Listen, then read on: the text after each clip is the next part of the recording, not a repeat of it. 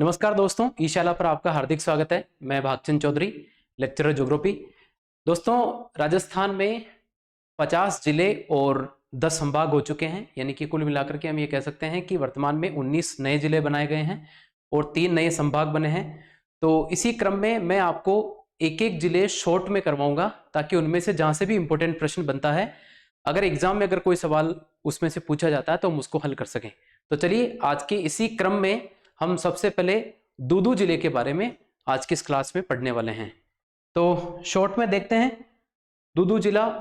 तो सबसे पहले आपको यहाँ पर मैप दिख रहा होगा, और इसके बारे में सबसे खास बात तो ये है जो आपको यहाँ से याद करनी है कि ये अब राजस्थान क्षेत्रफल की दृष्टि से सबसे छोटा जिला होगा। सबसे छोटा जिला, ठीक है। तो ये इंपॉर्टेंट बात है, यहां से ध्यान में रखनी है। जब हमारे पास में ठीक ठाक से जनसंख्या के आंकड़े पे आ जाएंगे, तब हम देखेंगे कि जनसंख्या की दृष्टि से कौन सा जिला सबसे छोटा होता है।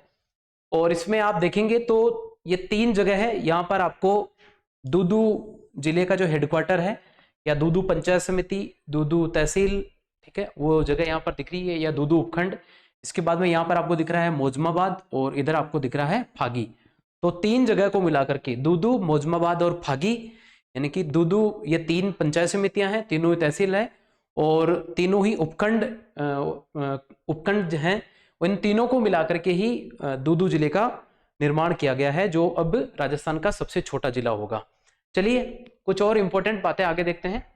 यहाँ पर आपको ये मैप, इसका जो मैंने आपको बताया था वो मैप यहाँ से दिख जाएगा। दूदू जिला, सबसे पहले इसका देखते हैं वाहन पंजीकरण संख्या, यानी कि जो यहाँ पर वाहन पंजीकृत होंगे उनका नंबर क्या रहेगा, तो वो यहाँ पर रहेगा RJ 47 इसका रहेगा, जो पहले से ही है, तो इसको हमें ध्यान में रखना है। वाहन पंजीकरण संख्या इसकी 47 या 47 रहने वाली है। इसके बाद में हम देखेंगे, सबसे पहला पॉइंट है जिला मुख्यालय की राजधानी से कितनी दूरी है, तो ये मात्र 70 किलोमीटर की दूरी पर ये जगह है। और इसके अलावा यहाँ की कुल जनसंख्या, अगर चूंकि 2011 के आंकड़े भी हमारे पास में है और वो उपखंड वाइज है, तो उन्हीं को अगर अलग से छांट करके अगर देखा जाए, तो यहाँ पर वर्तमान में 2011 की जनगणना के अनुसार 3,13,008 कुल यहाँ की जनसंख्या है। जिले में उपखंड कितने हैं, जिनकी बात मैं आपको बता चुका हूं, एक बार फिर से देख लीजिए। तो 3 उपखंड यहाँ पर हैं, दूदू, फागी, और तीसरा है इसमें मोजमाबाद। आगे बढ़ते हैं, जिले में तहसीलें कितनी, तो वही 3 तहसीलें जो मैंने आपको बताई थी, वही दूदू, मोजमाबाद और फागी, 3 तहसीलें, 3 उपखंड, और तीनों ही ये पंचायत समितियां। तो तीनों यहाँ पर जो है वो 3-3 को ही यहाँ पर शामिल किया गया है। और जो तीनों जगह है, वहां पर तीनों जगह पर पंचायत समिति के कार्यालय भी है, वहीं पर तहसील के कार्यालय भी है, और वहां पर उपखंड कार्यालय भी कार्यरत है। तो इनको हम बड़ी आसानी के साथ में याद कर सकते हैं। ग्राम पंचायतों की संख्या की अगर बात करें, तो 60 ग्राम पंचायत है जहां पर पंचायत मुख्यालय होंगे। और इसके अलावा राजस्व गांव की बात करें, तो इस जिले में कुल 246 राजस्व गांव इसमें आएंगे। लोकसभा क्षेत्र की अगर बात करें, तो देखिए वो इसका दूदू का जो लोकसभा क्षेत्र है वो अजमेर है, क्योंकि अजमेर जो है उसमें से ब्यावर को हटा करके, और ब्यावर जो है वो राजसमंद क्षेत्र में चला गया, राजसमंद जो लोकसभा क्षेत्र है उसमें, और उसकी जगह बाद में दूदू को अजमेर लोकसभा क्षेत्र में जोड़ दिया गया। तो वर्तमान में दूदू जो है वो लोकसभा का जब मतदान होता है, तो दूदू जो जगह है, यानी कि दूदू का जो क्षेत्र है वो अजमेर लोकसभा क्षेत्र में आता है। उसको हम ध्यान में रखेंगे। जहां से अभी वर्तमान में यहाँ के जो सांसद हैं वो हैं भागीरथ चौधरी, ये यहाँ के वर्तमान सांसद हैं। इसके अलावा विधानसभा क्षेत्र की अगर बात करें, तो दूदू के नाम से ही दूदू विधानसभा क्षेत्र है। यहां पर SC की रिजर्व सीट है, और वर्तमान समय में यहां पर बाबूलाल नागर ये यहाँ के वर्तमान विधायक है। अभी पिछले वाले चुनाव में निर्दलीय इन्होंने यहाँ का चुनाव जीता था, और तीसरी बार ये यहाँ से 3 बार हम ये कह सकते हैं, कंटिन्यू 3 बार नहीं, लेकिन 3 बार ही यहाँ के विधायक अब तक बन चुके हैं। साक्षरता दर की अगर बात करें, तो साक्षरता दर हम देखें तो वो है 61.98%, यानी कि 61 98 या लगभग हम कह लें कि 62% यहाँ की साक्षरता दर है। इसके अलावा जनघनत्व की अगर बात करें तो वो है 203 व्यक्ति प्रति वर्ग किलोमीटर, यानी कि यहाँ का जो जनसंख्या जो जनघनत्व है वो 203 व्यक्ति है। अगर हम देखें तो राजस्थान का, अगर पूरे राजस्थान के जनघनत्व की बात हो तो वो 200 व्यक्ति प्रति वर्ग किलोमीटर है, और यहाँ का केवल 3 पॉइंट आगे है। तो बड़ी आसानी के साथ हम याद कर सकते हैं कि 200 राजस्थान का है, और यहाँ पर 3 पंचायत समितियां, 3 तहसीलें, 3 उपखंड, इस हिसाब से 3 है, तो 3 और जोड़ दो, तो राजस्थान का 200 व्यक्ति प्रति वर्ग किलोमीटर है, तो यहाँ का 203 व्यक्ति प्रति वर्ग किलोमीटर है। ये कैसे निकाला जाता है? तो बहुत ही आसान इसका तरीका है, या इसको मैं अगर आपको इसकी परिभाषा अगर बताना चाहूं तो एक ऐसा वर्ग बनाइए जिसकी प्रत्येक भुजा 1-1 किलोमीटर की हो। चूंकि वर्ग की चारों भुजाएं होती है, जैसे 1 किलोमीटर इधर हो जाएगा, 1 किलोमीटर ये हो जाएगा इस तरफ वाला, ये वाला भी 1 किलोमीटर, और ये वाला भी 1 किलोमीटर, यानी कि एक ऐसा वर्ग बनाओ जिसकी प्रत्येक भुजा 1 किलोमीटर की हो। और अब इस क्षेत्र में कितने लोग निवास करते हैं, जितने लोग, यानी कि एवरेज कितना आता है। निवास करने का मतलब यहां पर है कि इसमें जो हमारा कुल जनसंख्या है, उस कुल जनसंख्या में कुल क्षेत्रफल का भाग दे करके और ये जनघनत्व निकाला जाता है। और इसकी खास बात यह है कि जैसे जैसे जनसंख्या बढ़ती है वैसे वैसे जनघनत्व भी बढ़ता है, और ये एक ऐसा आंकड़ा है जिससे पता चलता है कि जनसंख्या बढ़ने के साथ साथ जो धरातल है या जो संसाधन है उनके ऊपर जनसंख्या के भार वहन बढ़ता रहता है, या हम कह सकते हैं कि उनके ऊपर उसका पोषण करने की जो जिम्मेदारी है वो बढ़ती रहती है। तो ये जनघनत्व की बात होगी, तो 203 व्यक्ति प्रति वर्ग किलोमीटर यहाँ का जनघनत्व है। आगे बढ़ते हैं, यहाँ के पर्यटन स्थल की बात करते हैं, कौन कौन से यहाँ के प्रमुख पर्यटन स्थल हैं। तो कुछ बात करते हैं, सबसे पहले किलों की बात कर लेते हैं।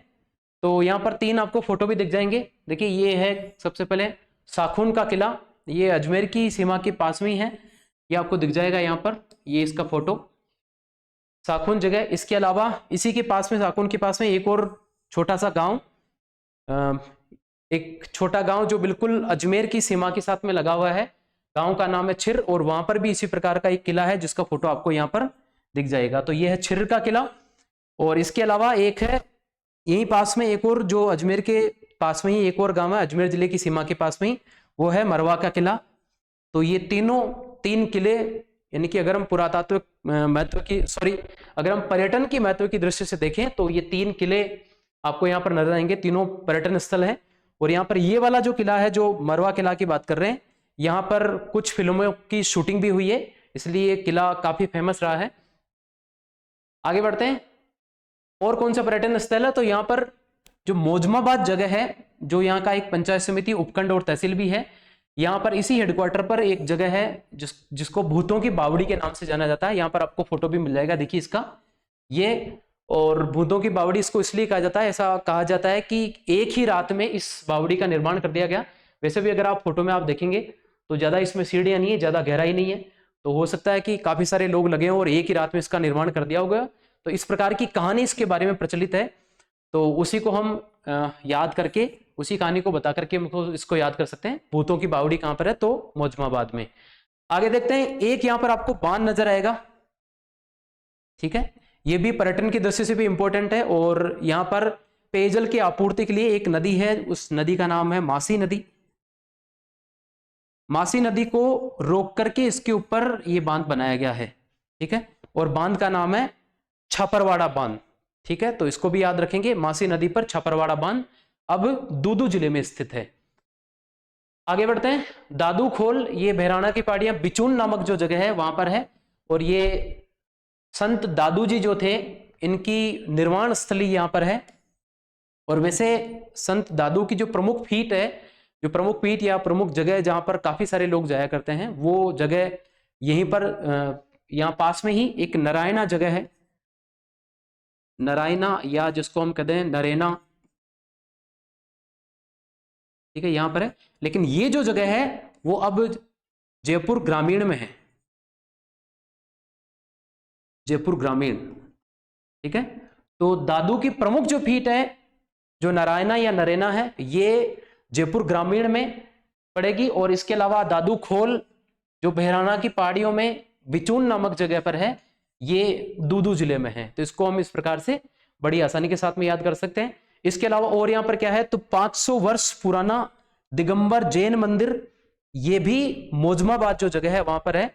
दिगंबर जैन मंदिर का मतलब जैन समाज, जो जैन धर्म है वो आगे चल करके 2 शाखाओं में बट गया, ठीक है। एक जो दिगंबर कहलाए और एक जो उसकी शाखा थी, कुल मिलाकर के 2 शाखाएं, एक उसमें से दिगंबर और एक उसमें से कहलाई श्वेतांबर। दिगंबर का मतलब होता है दिक प्लस अंबर, इसका इस प्रकार से इसको शब्द को तोड़ा जा सकता है।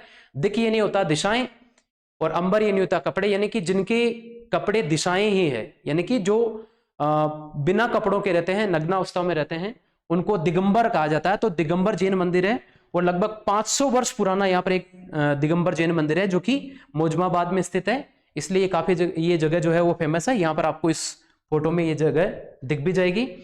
दूसरा जो होता है जिनको श्वेतांबर कहा जाता है, इसी जैन धर्म में श्वेतांबर का अर्थ है जो श्वेत या बिल्कुल सफेद कपड़े धारण करते हैं, उनको कहा जाता है। इसी प्रकार से बौद्ध धर्म भी 2 शाखाओं में टूटा था, जिसको हीनयान और महायान कहा जाता था। तो ये बातें हैं। तो यहां पर ये दिगंबर जैन मंदिर है। आगे बढ़ते हैं। अगला, मौजमाबाद में एक और जगह है जिसको 52 चूलों की हवेली के नाम से जाना जाता है। तो ये भी मौजमाबाद नामक जगह पर है, तो इंपॉर्टेंट है, इसको याद कर लेंगे। इसके अलावा संत धन्ना भगत की जन्मस्थली, ये यहां पर फागी के पास में ही एक जगह है, जिसे पास में 2 गांव है छोटे छोटे, एक है चोरू, एक है चकवाड़ा। चोरू चकवाड़ा के नाम से जाना जाता है। लेकिन ये जो संत धन्ना भगत की जन्मस्थली है, जहां पर देखिए आप, ये मंदिर भी दिख जाएगा फोटो में, ये फागी जो जगह है इसके बिल्कुल पास में चोरू नामक स्थान है। यहाँ पर इस गांव में इनका ये जन्मस्थली है जहां पर ये मंदिर बनाया गया है। तो संत धन्ना भगत की जन्मस्थली अब दूदू जिले में, जो पहले जयपुर में थी, अब इसका नया एड्रेस जो है वो दूदू होगा। आगे, आमेर शासक मानसिंह की जन्मस्थली। मानसिंह का जन्म भी यहीं पर हुआ था। ये मानसिंह वही है जिनको हम पढ़ते हैं कि ये अकबर की तरफ से हल्दी घाटी का जो युद्ध हुआ उसमें अकबर की तरफ से सेनापति बन के गए थे और महाराणा प्रताप के साथ में इन्होंने युद्ध किया था। तो अकबर की सेना का जो अकबर की सेना के सेनापति थे वो यही थे। या इनको हम पहले भी पढ़ते हैं कि जब अकबर ने महाराणा प्रताप को समझाने के लिए कुछ लोगों को भेजा, तो उसमें जो 4 लोग गए थे, जिसको एक फॉर्मूले के द्वारा भी हम याद करते हैं, वो फॉर्मूला होता है JMBT। जैसे था जलाल खां, उसके बाद में M से था ये मानसिंह, ये वही मानसिंह है जिनका जन्म मौजमाबाद हुआ था। इसके अलावा एक थे भगवंत दास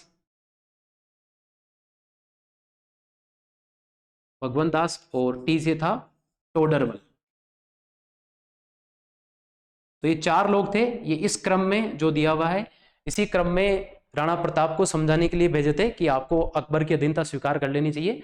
लेकिन राणा प्रताप ने ऐसा नहीं किया और अंतिम समय में 1576 में हल्दी घाटी का युद्ध हुआ और उसी हल्दी घाटी के युद्ध में इन्हीं मानसिंह ने अकबर की सेना का सेनापतित्व किया था। और हम यहाँ पर इनको क्यों पढ़ रहे हैं, क्योंकि आमेर के शासक मानसिंह का जन्म मौजमाबाद में हुआ था, तो इनकी जन्मस्थली के रूप में इनको जाना जाएगा। आगे, महात्यागी संत मोहनदास या मोनी बाबा की तपस्या स्थली साखून जो जगह है, यहाँ पर महात्यागी संत मोहनदास मोनी बाबा जो हैं उनकी जो तपस्या स्थली है उसके रूप में भी इनको जाना जाता है। जहां पर एक किला बना हुआ भी है, इसके बारे में अभी जस्ट पहले मैंने एक फोटो दिखाया था आपको और वो चीज मैंने आपको बताई भी थी याद करने के लिए। चलिए, अगला और क्या इंपॉर्टेंट बातें हैं यहाँ से जो हमें याद कर लेनी चाहिए। एक इंपॉर्टेंट बात यहाँ से है, देश भर में आधार कार्ड योजना की रीलॉन्चिंग, इनकी उसको दोबारा लॉन्च किया गया था। तो वो कार्यक्रम दूदू नामक जो जगह है यहाँ पर आयोजित हुआ था। तो इसको इस हिसाब से हम याद रख लेंगे, आधार कार्ड योजना की रीलॉन्चिंग यहाँ से हुई थी। इसके अलावा और क्या बात है, तो राज्य का प्रथम मेट्रो अस्पताल की शुरुआत वो दूदू से हुई थी, तो इसको भी याद रखेंगे। और इसके अलावा एक और इंपॉर्टेंट बात, देश का पहला सोलर गांव, ठीक है, जहां पर सोलर पैनल लगा करके और बिजली बनाने का काम, क्योंकि अब हमारे जो